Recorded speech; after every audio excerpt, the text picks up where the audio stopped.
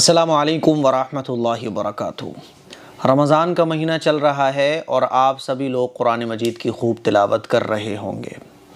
قرآن مجید پڑھنے کا شوق ہمارے اندر بہت زیادہ ہو جاتا ہے جیسے ہی رمضان کا مہینہ آتا ہے، اور ہم لوگ یہ چاہتے ہیں کہ رمضان کا مہینہ جب مکمل ہو تو ہمارے 3 قرآن ہو جائیں، 5 قرآن ہو جائیں، اور اچھی بات ہے میرے عزیز بھائیوں، میری بہنوں، قرآن مجید زیادہ سے زیادہ رمضان کے مہینے میں ہم سب لوگوں کو پڑھنا چاہیے۔ روزے کے بعد جو سب سے اہم عبادت ہے رمضان کے مہینے کی، وہ ہے قرآن مجید کی تلاوت۔ خوب قرآن مجید کی تلاوت کیجیے، لیکن قرآن مجید کی تلاوت کرتے ہوئے کچھ باتوں کا آپ ضرور خیال کیجیے، اور یہ باتیں میں اس لیے بتا رہا ہوں کہ کہیں ایسا نہ ہو کہ ہم قرآن مجید زیادہ پڑھنے کے چکر میں وہ غلطیاں کر بیٹھیں جس سے ہمیں ثواب تو بہت دور کی بات ہے کہ قرآن پڑھنا ہمارے لیے وبال بن جائے۔ اسی لیے میں یہ غلطیاں آپ کو بتانے جا رہا ہوں۔ ہم جب بھی قرآن مجید کی تلاوت کریں تو یہ غلطیاں بالکل نہ کریں۔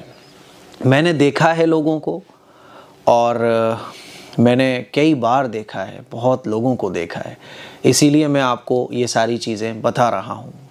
پہلی بات تو یہ کہ قرآن مجید زیادہ سے زیادہ پڑھنے کی کوشش کریں، اچھی بات ہے۔ یہ ہم میں سے ہر شخص یہ چاہتا ہے زیادہ سے زیادہ میں پارے پڑھ لوں ایک دن میں، یہ اچھی بات ہے، لیکن اس زیادہ کے چکر میں آپ قرآن مجید کو اچھے انداز میں نہیں پڑھ رہے، آپ قرآن مجید کو جلدی جلدی پڑھ رہے ہو کہ قرآن مجید کے الفاظ کٹ رہے ہیں اور قرآن مجید کے الفاظ گڑبڑ ہو رہے ہیں، تو پھر یہ طریقہ مناسب نہیں ہے۔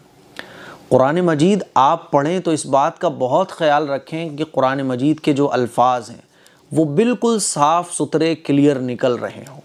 مثال کے طور پہ آپ پڑھ رہے ہیں الحمدللہ رب العالمین، تو جلدی کے چکر میں ایسا نہ ہو کہ آپ لفظی میں بول ہی نہیں سکتا کیونکہ وہ آیت بگڑ جائے گی، ایسا نہ ہو کہ الفاظ گڑبڑ ہو جائیں، الفاظ کٹیں، بالکل بھی اس طرح سے قرآن نہ پڑھیں۔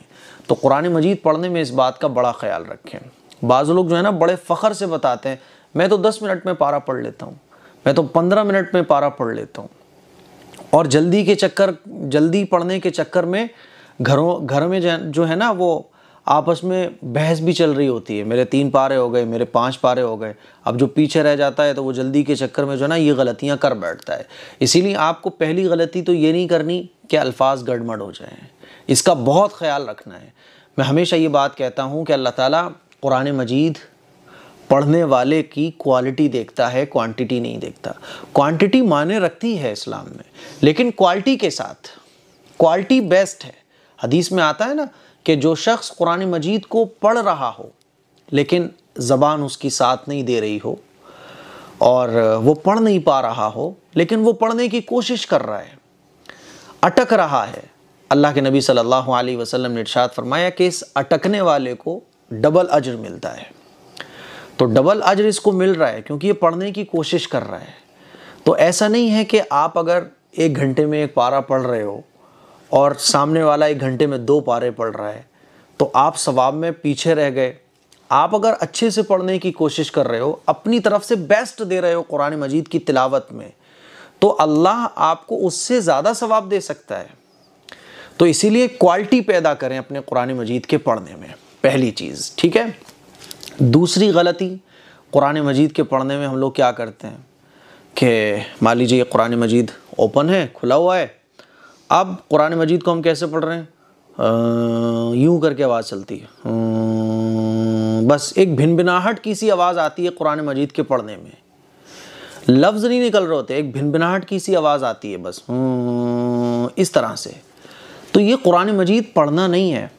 ایسے آپ 1 گھنٹے بھی اگر تلاوت کر رہے ہو قرآن مجید کی تو قرآن مجید کو آپ دیکھ تو رہے ہو، یا پھر میں یہ کہہ سکتا ہوں کہ قرآن مجید کو آپ دل ہی دل میں پڑھ رہے ہو، لیکن قرآن مجید کی وہ تلاوت نہیں کہلائے گی۔